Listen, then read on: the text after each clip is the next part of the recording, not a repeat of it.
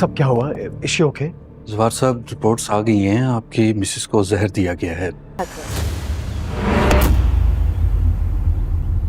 दायन, रात के सन्नाटे, बंद कमरों की सरगोशियां और जादू के साए।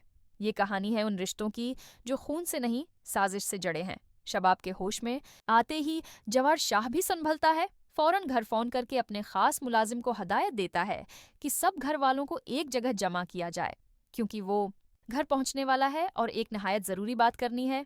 ये सुनकर फौजिया और जकिया के होश उड़ जाते हैं।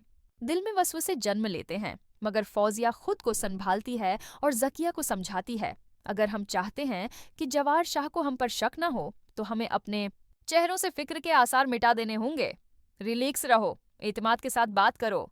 जब वो सवाल करे तो हम कहेंगे कि हम भी सच्चाई जानना चाहते हैं, और शक नई मुलाजमा मिये की तरफ मोड़ देंगे। फौजिया के दिल में पहले ही मिये के खिलाफ गुस्सा भरा है।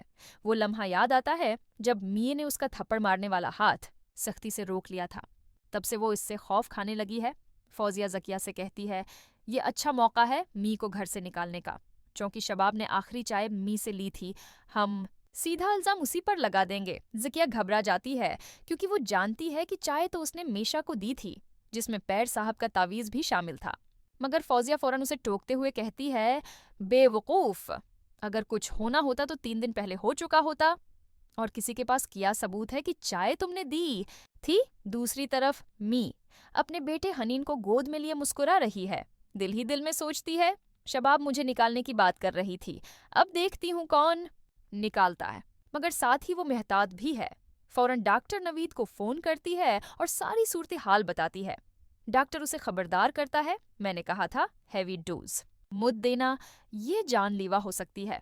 मी जवाब देती है, मेरे पास और कोई रास्ता नहीं था, सुबह तक शबाब ने मुझे निकाल देना था।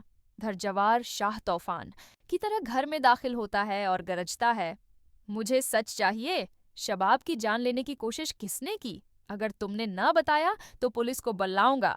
फौजिया और जकिया फौरन मी पर इल्जाम लगा देती हैं।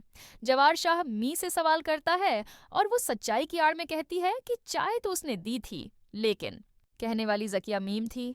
जकिया फौरन इनकार कर देती है।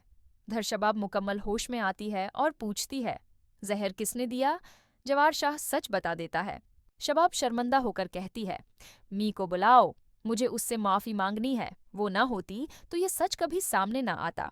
जवार शाह दिल ही दिल में मुतमईन होता है, क्योंकि अब मी उसके दिल में घर कर चुकी है।